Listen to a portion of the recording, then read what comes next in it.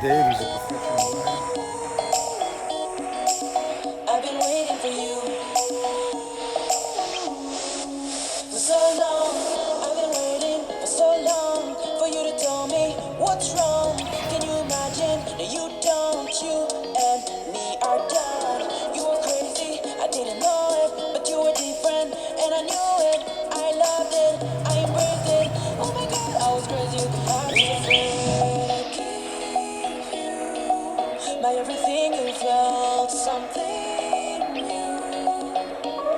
You were scared to tell me how you love me and show me that I'm only you. I've been waiting for you. I've been waiting for you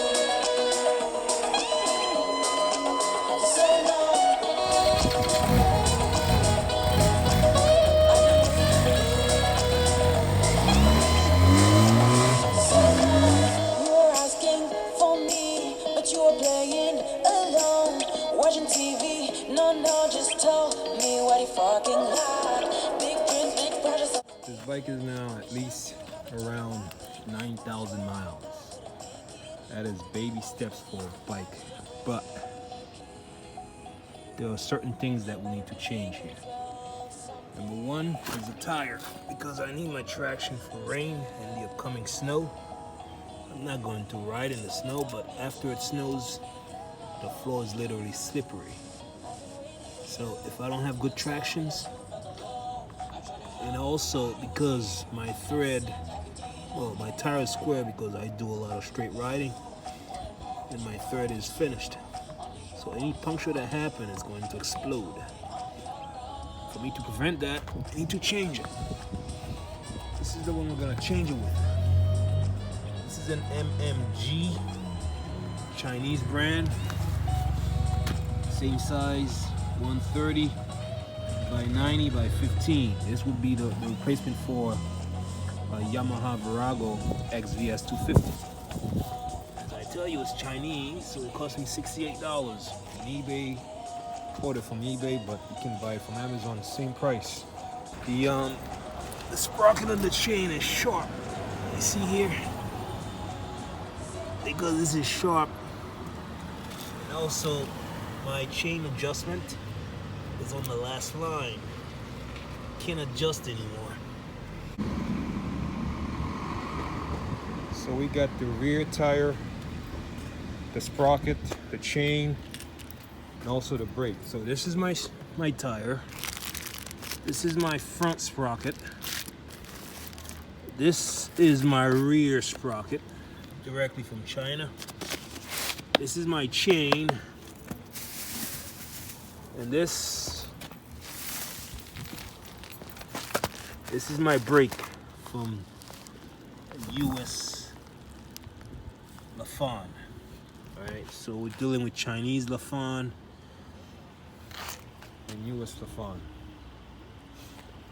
Right, the mileage, you want to know if it works? Well, first, fuel pump off, because I don't like to mess with my fuel pump. I don't want to be the guy that cries wolf when something happened and I can't fix it. I'm supposed to be a professional, right?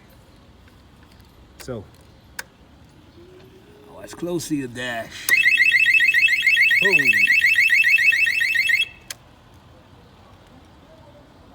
Forgot. This is arm. 8,971 miles. It's in miles, not kilometers.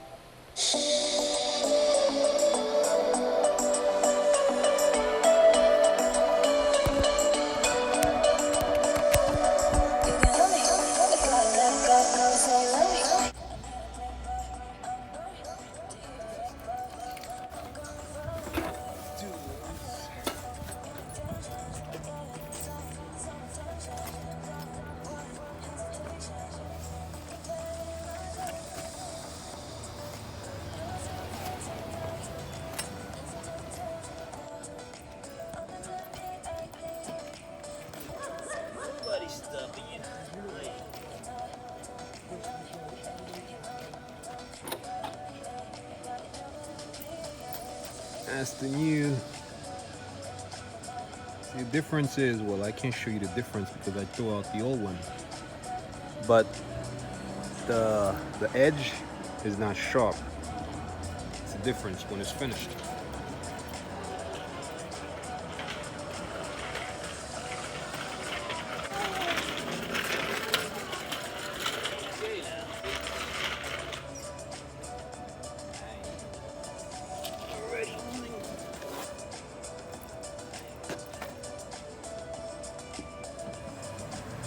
It says tube type, so it's not tubeless. The trick to tires is that when you're putting tube on, you go a size bigger, because when the tube is a little bit bigger, this is the rim size. I think this is the overall round size, and this might be the thickness size from here to here in millimeter. So you go a size bigger. That way the tube is more thicker and you prevent some flats. This is actually Yamaha Virago tube, which when I called the motorcycle shop, and that's the one that they sold me. Otherwise, for me to buy this online would have taken some time to arrive. You can see I didn't mess up on the bead. I beat it properly. No messing up here. If it was a tubeless, it would have been aired up by now.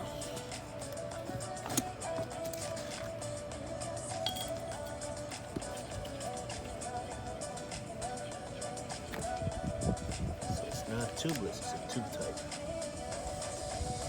So what I'm gonna have to do, I'm gonna have to open one side, put the tube in, and then the job is finished.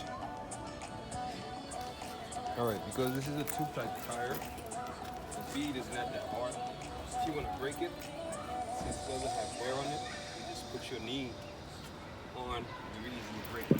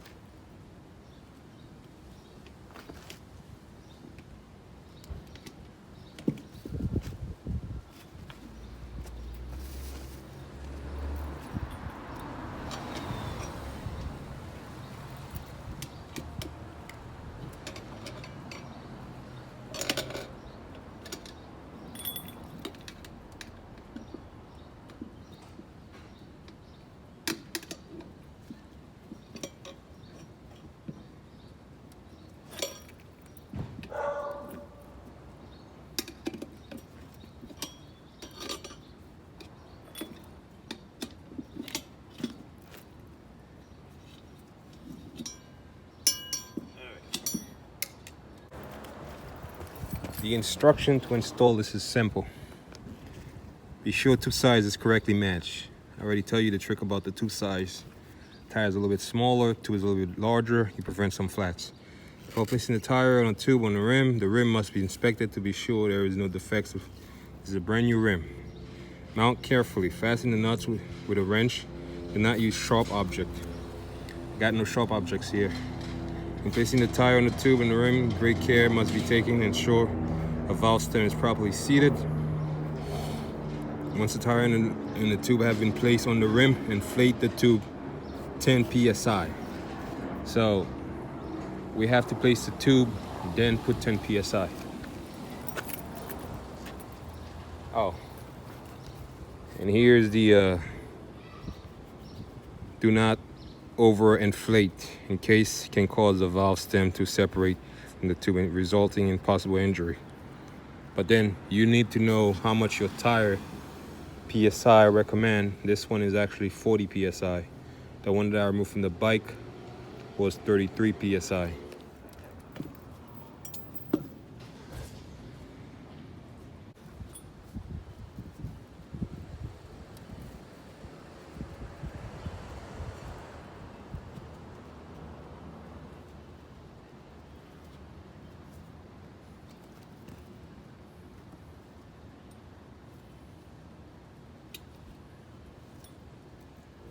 That's it.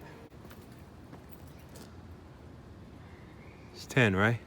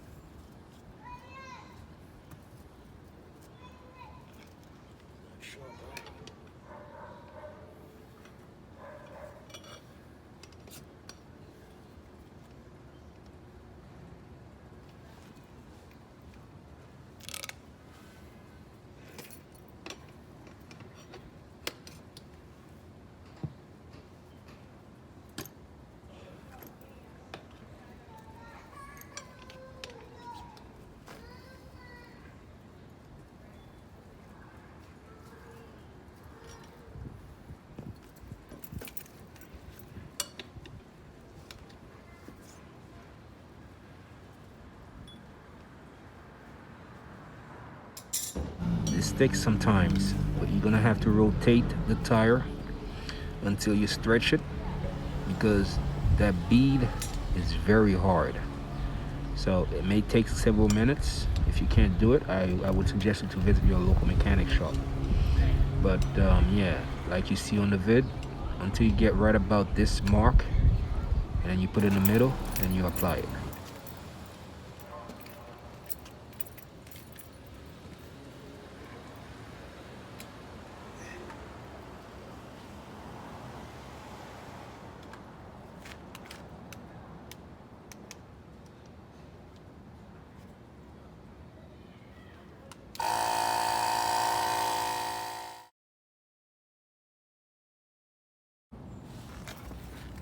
Okay. A long time ago, I was rebuilding a Chinese CF250 clone engine.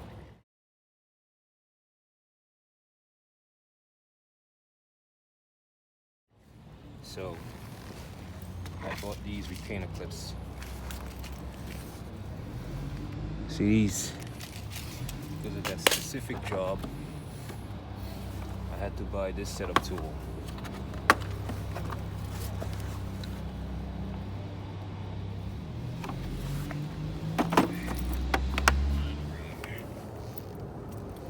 That's such a thing.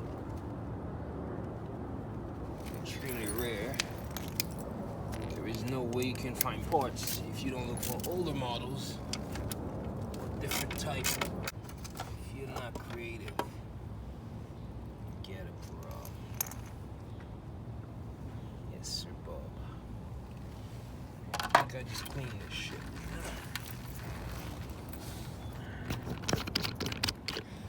So this is what we're dealing with here. You see this?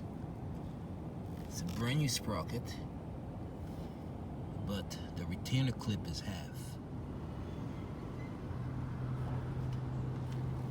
You see this edge right here? The thicker you have your chain, right, the thinner you need your retainer clip to be.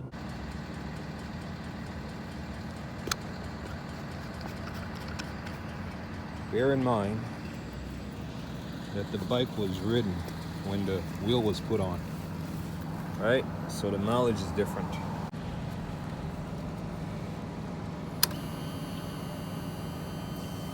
$9,034. It was $891. So I pulled some mile on it.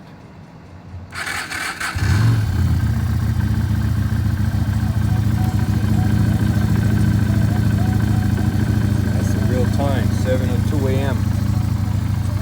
Supposed to be at work, but first I had this test to see if the sprocket actually grooves on the teeth marks. I don't have any free spin, but if anything would happen like that, then I'm screwed. So that's a test of